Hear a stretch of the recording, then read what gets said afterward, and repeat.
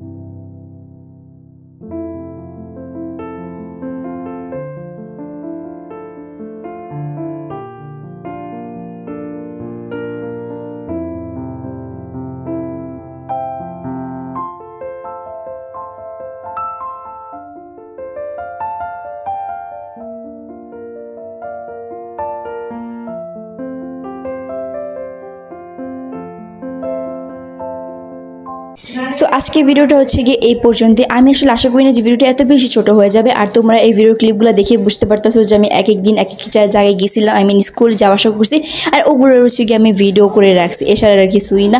এটা আমি দেখা মনে আজকের ভিডিওতে আসলে কিছুই নাই। যদি তোমাদের ভালো লাগে থাকে তাহলে অবশ্যই লাইক কমেন্ট শেয়ার করবা, আর যদি না ভালো লাগে তাও তোমরা কী বলে লাইক কমেন্ট শেয়ার সব কিছু করবা। আর অনেক আজের কথা বলছি আমি, যা ছোটোটা ভিডিও তবু আমি অনেক আজের কথা বলতেছি।